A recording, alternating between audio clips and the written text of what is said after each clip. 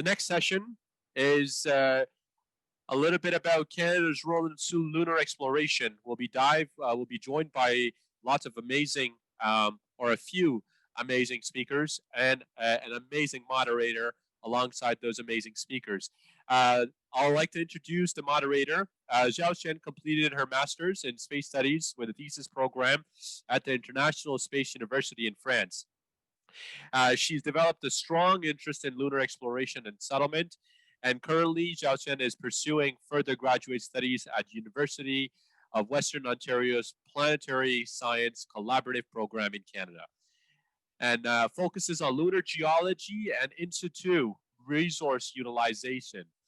Xiaochen completed the Master's Space Studies with a thesis, and without a further ado, before I repeat Xiaochen's biography again, I'd like to introduce Xiaochen to the floor. Xiaochen, the floor is yours. Thank you, Hussein. And hi, everyone. Good morning, good afternoon, good evening. And I'm really excited to be moderating today's panel. So we have three panelists joining us today. Let me just briefly introduce themselves in alphabetical order. Our first panelist is Upasana Dasgupta. She is an Erin J. Arsenault Doctoral Fellow at the Institute of Air and Space Law, McGill University. Her doctoral thesis topic is Preventing Collisions in Outer Space Towards Better Implementation of International State Responsibility, which she is writing under the supervision of Professor Ram Jaku. Upasana has worked on various projects of IASL as a research assistant, including airline emergency restrictions tracker, manual on international law applicable to military use of outer space, and space security index.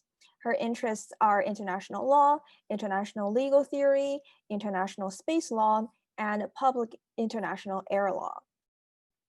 Next, we have Ali Nasseri. Ali is an executive research coordinator at the University of British Columbia, managing the programming languages at Artificial Intelligence Group at UBC. He is also the Moon Village Implementation Support Officer at the Moon Village Association. Prior to joining the UBC, he worked as an aerospace consultant with Defense Research and Development Canada, and completed a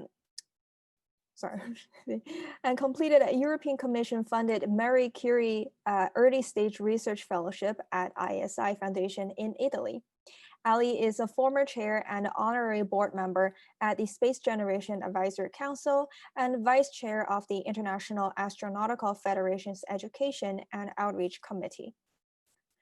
Last but not least, we have Dr. Shawna Pandya. She is a physician, scientist, astronaut candidate with Project Possum, aquanaut, speaker, martial artist, advanced diver, skydiver, pilot in training, VP Immersive Medicine with Luxonic Technologies, and fellow of the Explorers Club. She's the director of the International Institute of Astronautical Sciences, IIAS, with the Possum Space Medicine Group, chief instructor of the IIAS Possum Operational Space Medicine course, chair of strategic directives for the Possum 13 class, clinical lecturer at the University of Alberta, primary investigator for the SHAT Canada Blue Origin student microgravity competition, session organizer for ASCENT 2020, life sciences team lead for the Association of Spaceflight Professionals, and medical advisor to several startups, including Orbital Assembly Construction and Mission Space Food. So as you can see, we have three panelists from three different backgrounds, and we have a space law expert, we have an AI expert, and we have a physician here, and I'm from a geology background. So today's panel is not going to be just talking about what lunar exploration is about or why are we going there. I have prepared a list of questions for our panelists, and at the end, we welcome all the attendees to share their thoughts, to answer some of my questions or answer your questions. For your questions, please use the Slido link that Hussein just posted in the chat box.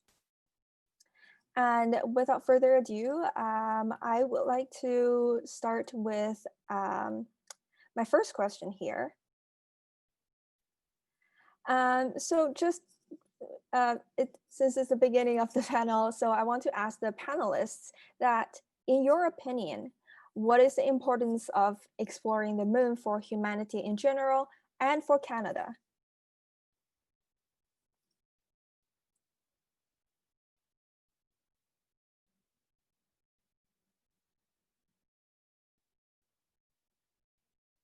Do I have all the panelists online?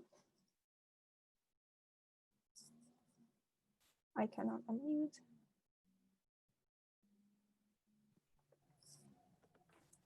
Hello.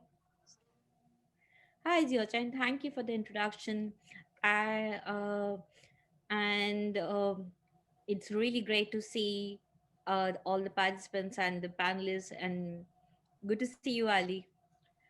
Uh, mm, so the question is that whether exploration is important, and the it is of course important because of various reasons.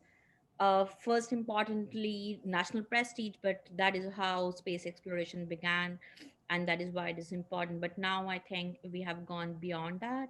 It is not just about national prestige, it is also about commercial benefits that are there, and also it will benefit humanity in general, because the earth might just get overpopulated, and we may need other resources.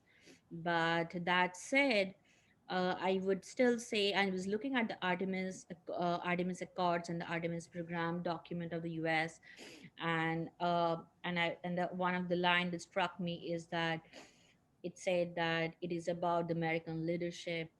And so, I mean, it struck me that even in 2020, national prestige is so important.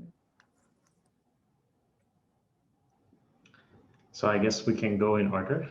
Thanks, Xiaochen, for the introduction. In 2014, we did a survey, and this was a redo, I guess, in a way, of surveys that were done in the 1980s and 1970s, I guess, on motivations for space exploration. And I just kind of wrote down a couple of the top picks: advances in science, spin-offs, technologies that we can bring to Earth, space settlement, new energy sources, and long-range unexpected benefits were the top choices. And what Upasana just said was right. In the old surveys that they did, one of the high priorities was national pride, and that went lower in the survey that we did later. But I think for me, one of the most important aspects of space exploration that I think plays the most role, probably in my life it played the biggest role, is inspiration. So if you think of explorers of the past and the fact that they went into the unknown, if we think of Captain Picard of Star Trek and him going into the unknown and we going with him, that type of inspiration really helps us, even if we don't work in the space sector, to push ourselves to go beyond what we usually do, and is what leads to innovation in other sectors even outside of space. And I think that's one of the most important aspects of space exploration, in my opinion. So I'll take over next. Thanks, Upasana and Ali, for your perspectives. And so, you know, when we talk about space, I've long said that access to space is a form of empowerment. You know, we don't need to look no further than low Earth orbit when we see the benefits from access to infrastructure, telecommunications, Earth observation. Scientific return that we get from Earth observation is invaluable. And that's why we've gone from the United States and the Soviet Union to the big five: ESA, JAXA, CSA, Russia, and NASA, obviously, to now having a diaspora of space agencies that numbers, you know, in at least 46. I've heard 46 to 80 at last count. So when we extrapolate that to the moon, you know, I would like to build off what the other two panelists have said. You know, it's not just the national prestige, but it's the scientific return, it's the exploration, it's the survival aspect. Certainly, you know, we often say in the space world, the dinosaurs didn't have a space program. Where are they now, right? And so it's more than that, right? Because we can't simply justify to our shareholders and our taxpayers the national prestige aspect if they're not getting return. So like Ali said, the knowledge return to Earth, the technology transfer. And then, of course, in 2020, when we thought we might have moved past international strife, and we're seeing a resurgence of that, the emphasis on international collaboration, cooperation, and the building of goodwill, as well as figuring out a way to use space productively and peacefully. These are all imperatives, and Canada has certainly made its reputation as a leader in various aspects. And I know you're going to ask us about that, so I won't get too much into that. All right, thank you to our panelists. And Dr. Pandya, I noticed that in your background, you have some astronaut books. And I think the first one, the closest one that I can see is that Defying Limits by Dr. Williams? Yeah, so so he's been to my university a couple times and giving us talks, and he's shared so many fascinating things about his journey of being an astronaut. And Defying Limits, I think, is really one of the most important kind of reasons why we explore space, and just to test how united that humanity can be. So yes, thank you very much.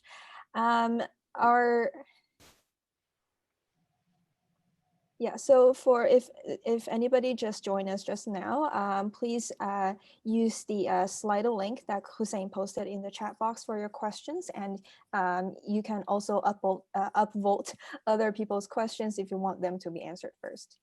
Let's move on to the second question that I have prepared. So Canada is known for space robotics, and we have contributed two robotic arms for the space shuttle and currently the International Space Station. And now we are contributing another one to the upcoming Lunar Gateway project, which is definitely exciting. But since we have our panelists from other backgrounds, I want to ask them, what are some other ways that you think Canada can also take leadership in lunar exploration, whether within Lunar Gateway project or in the future if we have our own lunar exploration programs? So if we are going in order, so as you and Shawna both said that actually Canada is emerging as a leader in outer space because of its actions. For example, in the long-term sustainability guidelines that came in last year, yeah. Uh, Canada was one of the key motivator for it coming into force, not forced, coming into it being adopted. So it was a key motivator in the negotiations, and it played a great role. So Canada has been playing great role in multilateral forum in space negotiation. So that is one thing. And of course, the Canadarm and the Canadarm 3, I mean, those are really great things that Canada has been contributing, and it's really great that I mean, ISS really it's one of the key components of ISS at the moment, and I'm sure it's going to be a key component of the Lunar Gateway. But then I somehow feel that Canada could imagine itself a far more bigger player than it is at the moment, because I mean, of course, a lot of the Canadian policies are tied to other countries, and in those countries, if there is a change in the leadership, there is an issue. The I mean, with the change in leadership, the policies also change. So maybe have, for example, UAE started its independent deep space exploration. So maybe if not moon or Mars, maybe asteroid traveling can be done or something like that. I wanted to recommend Shawna to go next, so she's not last every time. Thank you so much, Ali. I definitely have thoughts on this. I was once at CSS many, many years ago when we were allowed to meet in person still, and Marc Garneau was the keynote speaker for the dinner, and he said something that still sticks with me to this day. And he said that you will never get as much bang out of your buck out of any space agency as you will from the Canadian Space Agency. And you know, it's not just robotics. Canada has so much to offer in terms of leadership, especially as we look towards international collaboration beyond low Earth orbit. I'm obviously biased, but I will always advocate for operational space medicine. You know, we have the brain power, we have the expertise, we have the remote rural populations here in Canada that we have to serve in resource limited locales. And you know, we should take that role and we should embrace it and become those leaders on helping develop those protocols, developing those countermeasures. We know that space is about to get exponentially harder as we have to mitigate the issues with radiation, with altered gravity environments. We know a lot about 0G and we know a lot about 1G, but we don't know a lot about 16G. So that's an opportunity there. You know, scientific return, robotics, scientific instrument development, research. But you know, if you asked me to hang my hat on something, it would be operational space medicine. There, we've proven our capacity in the past, and the moon is yet another test bed for that. So most of those on the call probably are familiar with the fact that Canada for a long time has had these four very specific priority areas when it comes to space activity. So robotics being one of them, health being the other one, Earth observation being another one. And I think that that's one of the reasons why what Shawna said happened, which means like we get very good return for any investment that we do. But it also comes with this limitation where if anybody's working outside of those focus areas, it's much harder to get support. I think obviously on the healthcare side, Canada has a lot of experience, and that's one of the priority areas. Canada is known worldwide as a center with a lot of experience, as a country with a lot of experience in AI, and AI can play a big role in all of these areas. So that's kind of, obviously, I work in AI, so I have to say that, but it's true because it affects all of our world, all of our daily lives, and it connects with a lot of different areas. So that's obviously an area we can play a role. When it comes to moon, things like mining and natural resources, we have a lot of experience. That could be an area also that is interesting, which is outside of my area of expertise, but I think it's interesting to think about that. But also, one of the things that Shawna mentioned is our experience with rural and harsher environments. And there's a medical aspect there, but generally just operating in that scenario where you don't have access to resources as much as other places do. And how do you adapt to that scenario? That can be a very useful use case, both to take experiences we've had on Earth to use on the moon, but also to learn from the moon and bring it back to Earth. It's a two-way road. I think that's an important area.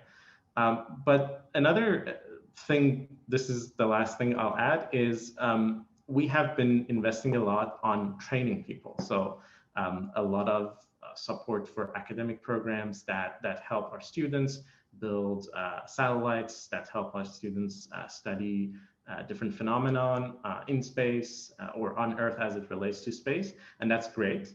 I think if we really want to be leaders, we have to try to go beyond that. So we have our focus areas, we have these training programs, but there's something missing in terms of supporting innovation and innovators to bring new ideas that might be outside those focus areas, that might not be really about training students, into the mix and help us kind of get the edge in other areas that we might not be focusing on, but could be future focus areas like the ones we touched on.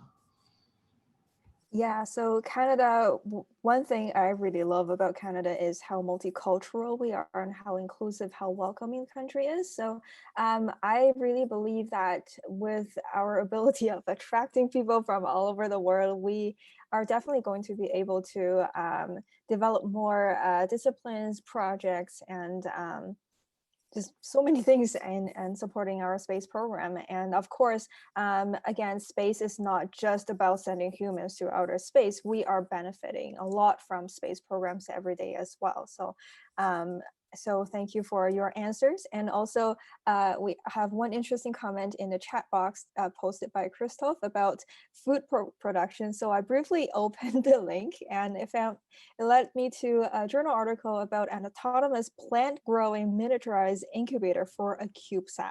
So I will be checking that out, and hopefully we'll see this used in lunar exploration one day. So thank you for sharing. My next question is, so with Artemis program coming up soon, we are sending humans back to the moon again. So in your opinion, so there's no right or wrong answers, what human activities do you want to see on the moon the most? For example, do you think lunar exploration should be only limited to short-term scientific investigations like the Apollo missions, or some kind of permanent human presence in small areas like the research stations we have in the Antarctica, or large-scale settlements like lunar colonies or even lunar cities like we see in sci-fi movies? Maybe we can go in the reverse order. Sure, happy to take it. Unless Ali, you went last time. You know, I'll start. That's a great question. And so when we look at the NASA roadmap of beyond Earth exploration class missions, we look at Lunar Gateway, we look at Artemis, and then we look at Mars. And the missions behind the mission objectives behind Artemis are several fold.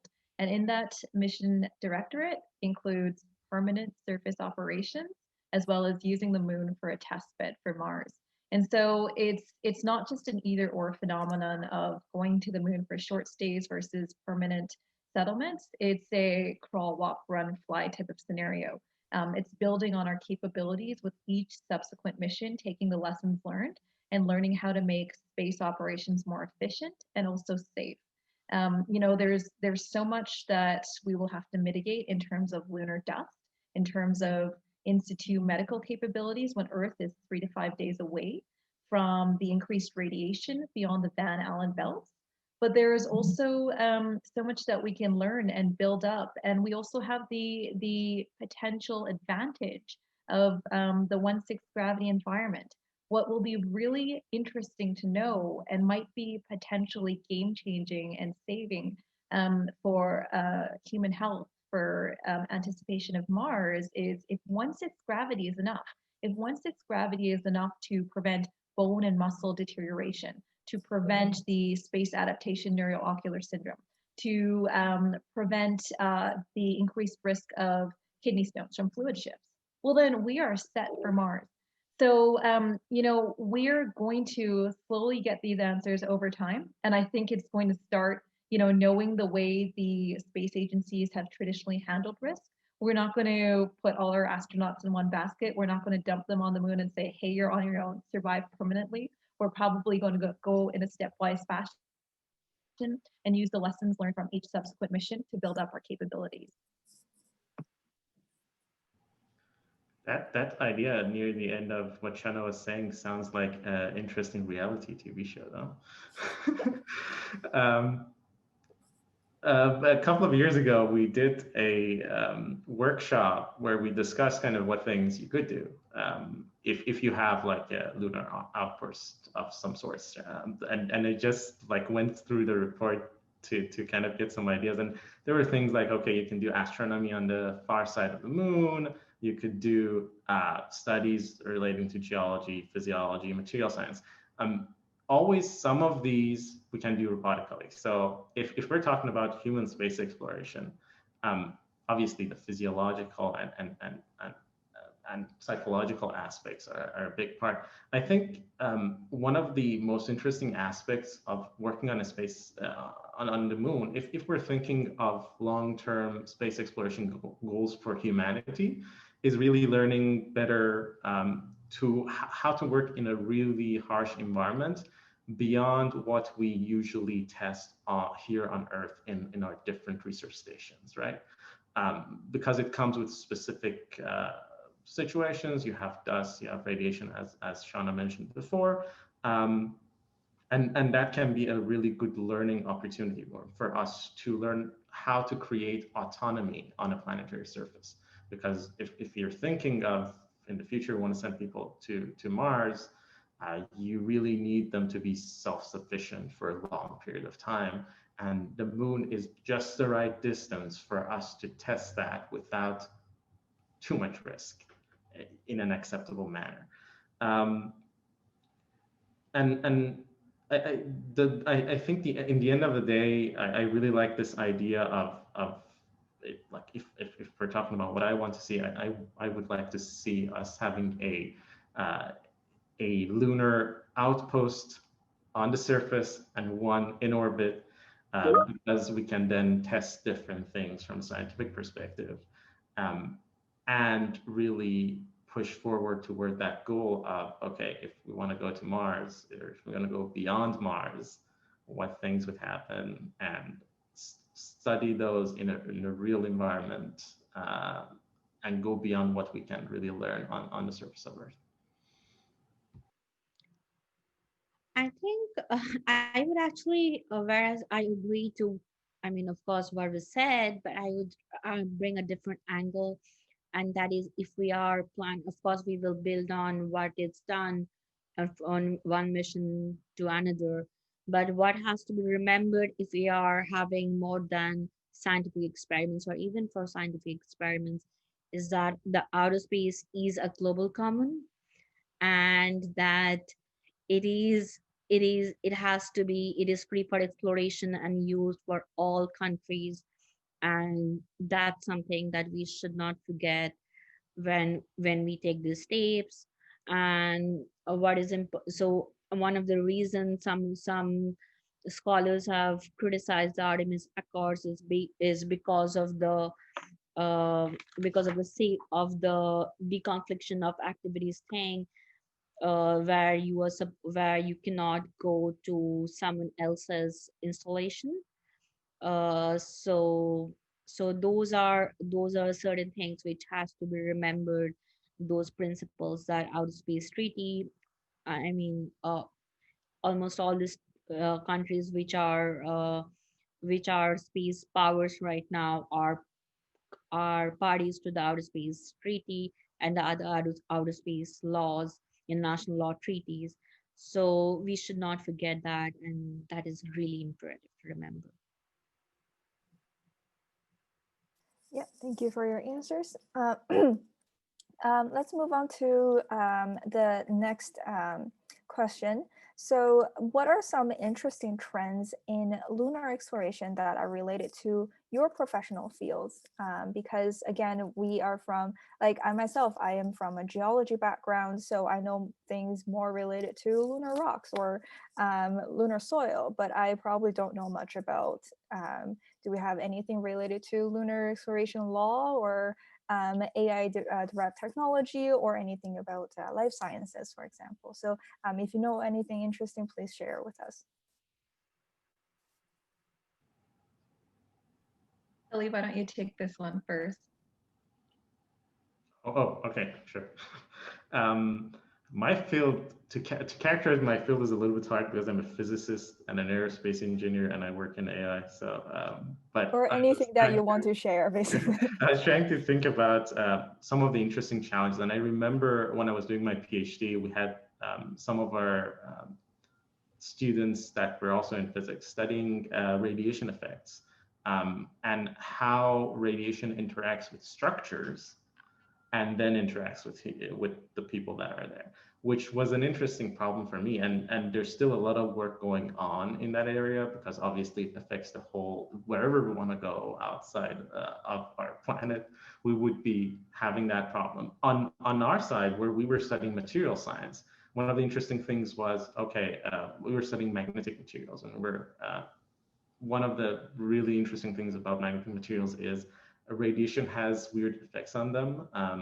And when you use them in devices, as usually with electronic devices, you might have effects that you don't want.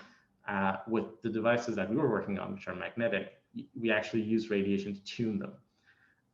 What happens if you put these devices then on a planetary surface? It's not known. It's not something that has been studied, but that's an interesting physics problem. I think on the AI side, we have developed a lot of algorithms that can support us on Earth. Things like, okay, identifying something in an image, classifying images, but also like driving autonomously. I think one of the really interesting areas, which this was also a discussion we had at one of the Canadian Space Agency forums and then with JAXA later, was can we use AI to really support a crew? And when I say support a crew, I'm thinking I am not going to have a medical officer that is an expert in everything and can every day go and talk to everybody and monitor them every minute. Can we use sensor technology and non-invasive sensors, which we develop as using magnetic materials, alongside AI, which is running in the background and is really kind of processing that information all the time, to really support a crew in terms of medical autonomy or in terms of other areas of activities that they might have. What implications does that have if you want to talk about, okay, like privacy and other things in space, which gets really complicated, those things come into play. One of the things that I always thought was whenever I'm watching Star Trek, I'm like, why don't they have a camera in the corridors? It's much easier.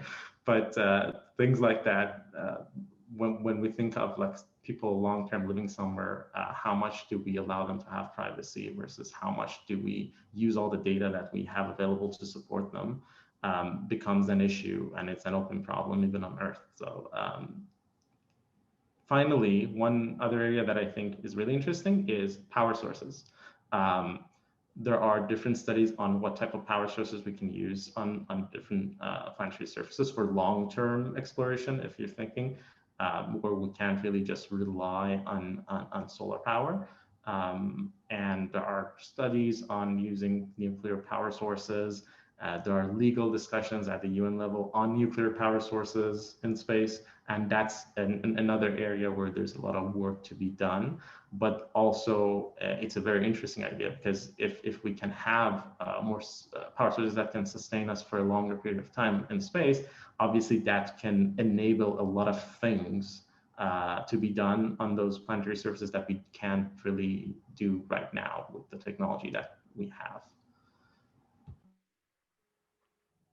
So maybe I'll pick up where Ali left off, because AI is your field, and I'm so glad that you brought in the medical aspect of it, because the trends that we need to see for successful permanent surface operations relate to increasing our autonomy.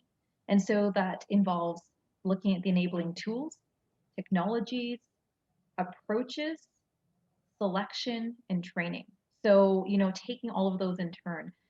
This starts at selection. We've talked about the right stuff. You can see the book behind me. How does that need to change as we go for increasingly longer distance and longer duration missions? Does the personality profile of the astronaut that we put on the moon differ from that we put on the ISS versus Mars? Does the training need to change? Ali hit this on the head. Right now on the ISS, we have a CMO, a crew medical officer, with 40 hours of training on top of everything else. For the moon, is that enough? And even if you do have a full-on physician, what happens if the physician is the one injured? And every physician will easily tell you their skill set isn't knowing everything there is to know. Medical data and our knowledge set is changing too rapidly. We need to know where to find the data.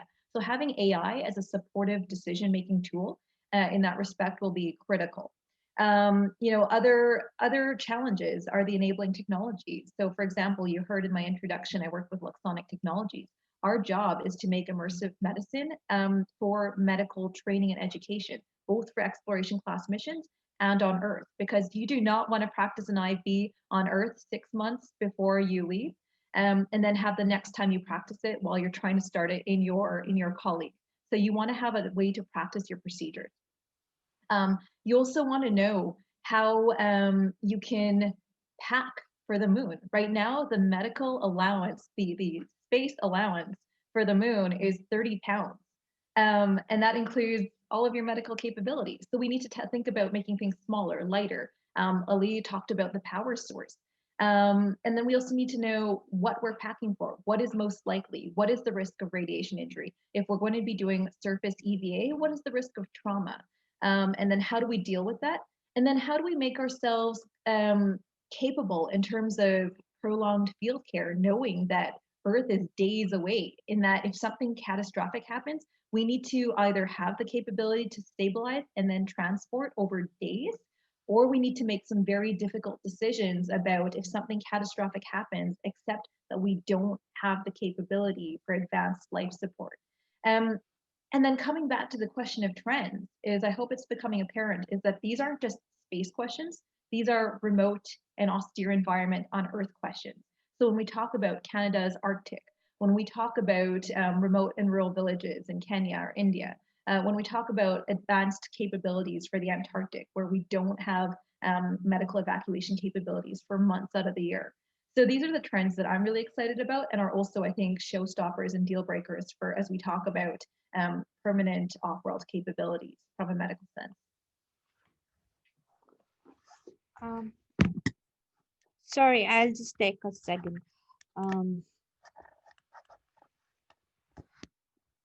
While we wait, Yeah, maybe I wanted to just touch on something that Shawna was talking about the autonomy part. There are a lot of concepts also out there on how we can integrate these technologies. And for me, it has always been interesting why we haven't already done this, because rural area, and when we think of medicine in rural areas, that could be like a game changer. It really pushes us to change the way we think about how we do operations in medicine in this case. But it's very interesting that we haven't got there yet, despite the fact that this is a problem on Earth. There are a lot of concepts on it, though, which is a good thing. And I think the Canadian Space Agency had one of the companies, I think it's ADGA, develop a concept for how this could be done in future lunar missions a couple of years ago. And it comes back to the fact that we are, like, all lives on Earth are benefiting from space explorations, and this is one of the like a very excellent example. So, yeah. I would actually like to touch upon what both Ali and Shawna was talking.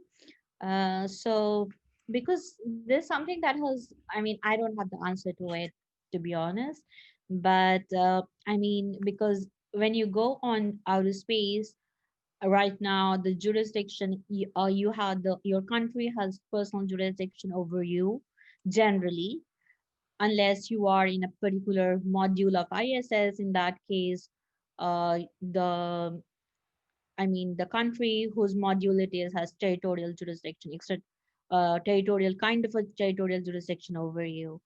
So the question is, and this is something that I have always wondered, that what happens if there is a there is there is a case of medical negligence or something, or if it is not possible for a physician to get a second opinion, or what if the second opinion is from Earth and the physician has to take a call, and then who decides, and how is the I mean, who decides who is responsible? And that's a question that has plagued me for long. I've always wondered what it is. And I just wanted to touch on something which is of personal interest to me. So uh, the lunar exploration would also perhaps uh, mean resource extraction. And my views of resource extraction aside, I would actually wonder that whether resource extraction would also mean creating more lunar dust, or maybe more space debris, as we understand, and would it clutter the space environment more than what it is? And yeah, that is. Yeah, so when it comes to like we have so many like legal issues on Earth already, and let alone if we go to outer space when we like well space is really a lot of times about international cooperation, but then we do have to deal with those kind of legal facts as well. And for when we are mining the moon, for example, we are going to definitely face a lot of new problems that we need some urgent answers to. So yes, I hope maybe Upasana, maybe one day you will be working on similar projects in the future. I really look forward to that. And Xiaochen, if I may just quickly jump in, when Sure, Upasana was yeah. talking about, you know, the first medical liability case off Earth, you know, I was getting chest pains, but she's very right. You know, these are things we have to talk about, because if we're seriously talking about, you know, doing this on a wide scale, doing it permanently, it's only a matter of time before something catastrophic happens legally or medically, and we have to start thinking about it. So it's not fun to think about, but it's the right thing to do, to think about the contingencies. Yeah, we definitely need more space lawyers to work on this. Right. Yeah. I mean, there was a case. There was a case a few of last year or year before where a person there was a person basically used their spouse's bank accounts from the outer space, and the question came up that what happens when there is a criminal liability in space. And this case particularly case did not was very straightforward, because it was a US person, and whatever happened was in a US module, but it brought up questions that there can be criminal cases in space, and how do you deal with it. So where is the space jail on the moon is what you're saying. I mean, those answers are really difficult to reach. That how do we, I mean, especially if we have a settlement, I mean, there has to be some method that has to be devised. For sure. Yeah, definitely. So there are, I guess, yeah, later I'm gonna ask about this as well, is like what kind of like changes or urgent projects that we need to develop in order to, you know, make this better. But let's move on to my next question on my list first. So there are so many like scientific and engineering experiments that humans want to conduct on the moon. If each of you were to visit the moon one day, what are some experiments or maybe one thing that you want to try on the moon first, and why? So if I were to give an example, because I study lunar soil, I study lunar regoliths, and I really want to try to actually build some things, maybe not a full-scale lunar base, but like even a miniature one on the moon. How do we use lunar resources in situ to support human activities in the future? So what about our panelists? I mean, for me, that's a very difficult question to answer. Yeah. I But probably didn't consider this very well, but yes, but of course, I mean that it would be an interesting, as I was saying right now, it might be interesting to observe human behavior and on moon. And like, I mean, I as we were discussing, there would be a lot of hardships, and so how we deal with it, and will we be Robinson Crusoe's, or yeah, so teamwork and like psychology, and yeah, it's I was going to definitely say, going to be very important. Yeah. say in Upasana's field, you actually don't need to do anything to do experiments. You can just send some humans somewhere and they just make mistakes and you study. and then we get the business. Yes. um, on my side, I'm a computational modeler. So I was actually thinking about this question, and I thought one of the interesting things that we could do already on Earth before we start going to space, we do a lot of simulations, obviously involving field studies, and that's great. And I think there's also room for doing simulations in terms of processes and how they're affected with the lunar environment before we actually go to moon. So if we're thinking of something like material growth, right, or 3D printing or studies like that, those are areas where our simulation technologies, computational simulation technologies, can already take into account some of the effects like the gravity is different, radiation environment is different, and that can already give us a lot of insights into what would happen. And I think those type of studies are not that much done. Obviously, you can study so many different things, and because you already have an outpost in low Earth orbit, a lot of these simulation studies are focused on that, because you can actually then know for sure that you're going to do an experiment afterwards and verify. But for Moon, there's an opportunity, I think, there. And we already touched on this, like autonomy and habitability and psychological effects. Those are really interesting topics that you can study on the Moon as well, in my opinion, and even more interesting, because we obviously have this experience with low Earth orbit, where we know that when we launch something, it looks one way. 2 years later, it completely looks different, because whoever went there started putting stuff because operationally they need it. And it becomes a bigger challenge when you think of the Moon, because if you're on the Moon, then it's kind of like how you, in your house, you buy stuff and just put them there and forget about it, and at some point it's gone.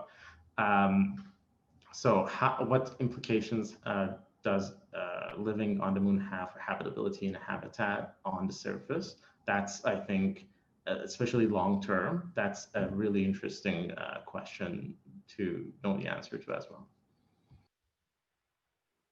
So for me, the experimental approach is threefold. Personally, I want to try increasing my jump height sixfold, because I think that would be fun.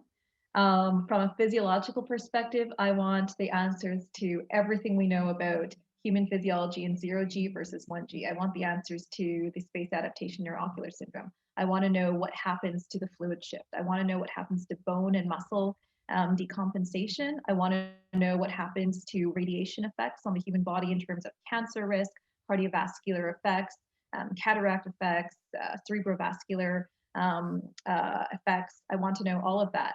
And then from an operational space medicine standpoint, kind of building off what Ali was saying earlier, I want to look at how we're building up those permanent capabilities. If we're truly talking about establishing permanent surface operations, then presumably we have resupply. And then we have more flexibility with that 30-pound budget that we previously talked about. Maybe it's 30 pounds every 2 years, in which case we can make a plan for building up basic and advanced life support capabilities, and then a field hospital of sorts, and then even a rudimentary surgical theater. So that's I would love to see how we do that and in what stepwise fashion we build that up. Yeah, I think another thing we need to think about is how if we send humans to stay on the Moon for an extended period of time, and when they return to Earth, what do we do? How can they recover from their space trip, right, as well? So the next question I originally planned, I think a lot of your answers covered already, is what are some critical changes, or what are some urgent things we need to make in order to accelerate or improve the progress of lunar exploration. So because we're running out of time, I want to just skip to the last question for now, if you don't mind, is can you just briefly share some of your favorite resources or learn more about lunar exploration, just to our audience here? Sure. So for those who want to know more about space medicine, one very specific that has lots of good data on medical issues previously seen. It's many, many hundreds of pages long, but it's called the Biomedical Lessons from Apollo. And it talks about everything from spacesuit fit to issues with lunar regolith and lunar dust. Just Google it. It's in the public domain. It's a very long but fascinating read. And then if you want to know more about space medicine in general, there's lots of good resources.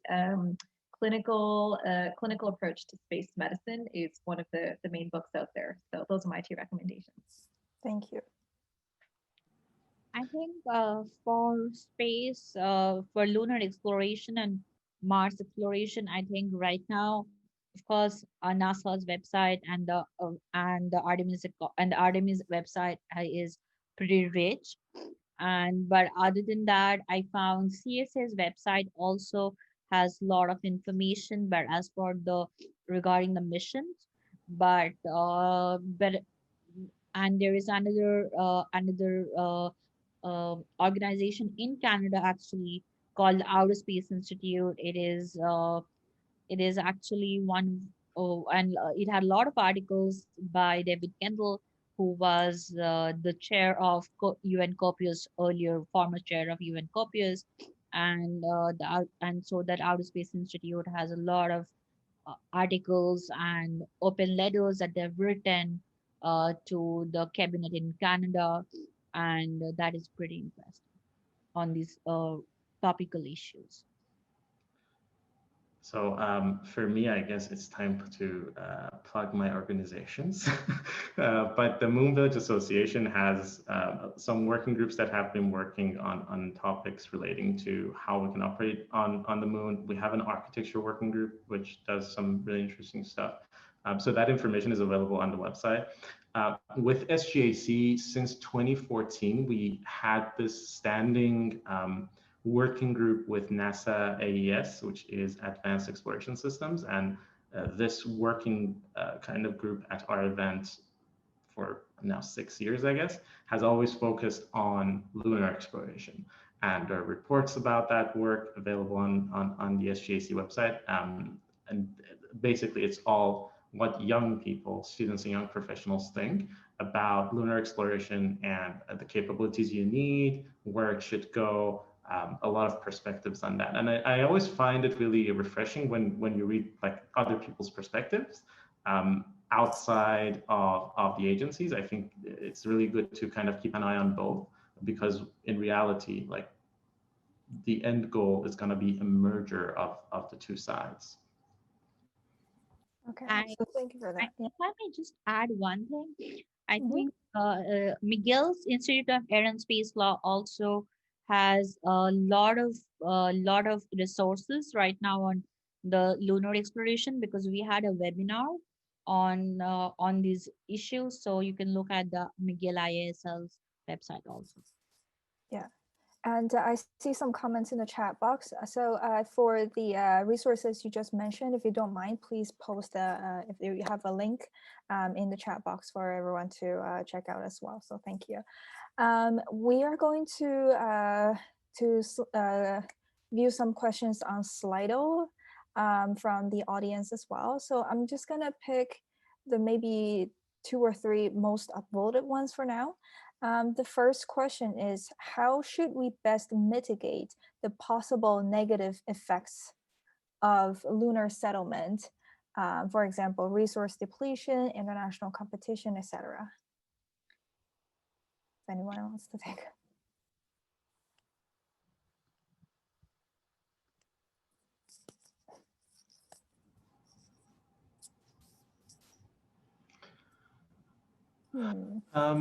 I think this is an interesting question, but it's a really long-term question. It's one of those questions which we can't really answer right now because we haven't operated in that environment. And it's always good, obviously, to think about risks, and that's one of the risks that can happen. But I don't think even like 20 years from now, maybe we start thinking about like what a lunar settlement would really look like. A settlement that is depleting resources probably is a large settlement. It's not the type of research station type environment that we're thinking of. That's what comes to my mind when I'm thinking about it. I don't think like I have an answer directly to the question, but I think that's the reason probably. I think that's a very fair thing. Statement, and what I also contemplate. And I'm no expert on scientific development, but from observing what has been happening, I think a proper lunar settlement where common people can go is sometimes a little far away. So that's why maybe it's difficult to answer the question. To build off what Upasana and Ali were saying, we also need to be thinking about these things from day one. We can't just get to the moon and then set up all of our capabilities and then realize, oh, we are just decimating the environment as we build up. So we need to think about planetary protection, governance, ethics, off-world governance as we are even conceptualizing settlements. And then, speaking from the space medicine perspective, settlement implies multi-generations, which implies breeding and reproducing and developing off-world. The research around this is extremely conflicting. We have decades of data from insects, fish, mammals, and we know that every single aspect of development, from implantation to development to development in utero to post birth development, is affected. We don't know how permanent these effects are, and in some cases they're deleterious. Some cases they're not. So if we're talking about possible negative effects of lunar settlement, we need to make sure that this is in fact possible from a biological perspective. Thank you. So maybe 5 minutes for the final question here. Should Canada come up with private partners to accelerate and advance the pace of scientific achievement? Absolutely. Absolutely. I mean, I think we have seen from the beginning that when there is a private-public partnership, especially in space, it has led to advancement. And we must remember that we can't have simply private partners. We can't simply have private companies just doing it, because at the end of the day, under international space law, a country or a state, as in by state I mean a country, is responsible for all the activities by that takes place in its national territory by its nationals. So it's basically responsible for all its national activities. So at the end of the day, a country is responsible for all its acts of its private partners. So we cannot take away the public out of the equation, but then private partners, I think, they have accelerated the pace of space exploration manifold, and that cannot be denied. I already mentioned, I think, this before as well, that one of the challenges that we have in Canada is obviously we have these focus areas, and if you're a company, you might want to be outside of those focus areas and what that means for you.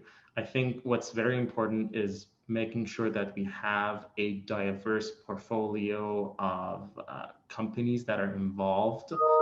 Whether that's part of an ecosystem that is focused on lunar activities, whether that's in conjunction with other countries. It doesn't have to mean that, okay, like Canada has to do it unilaterally. Maybe there's a way for countries to collaborate together and build a mechanism where companies from different countries can actually be funded. And that would enable really resources to be allocated to companies, irrespective of where they are, to really push forward lunar exploration.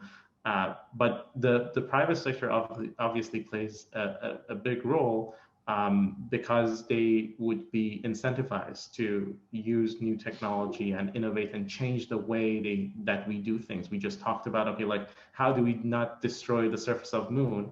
Obviously, private players might be incentivized to think differently. And if we create an environment which supports them, but also pushes them to think differently and take into account new ways of doing things that can actually change how we do things on the moon and build a good base to then build our future activities on.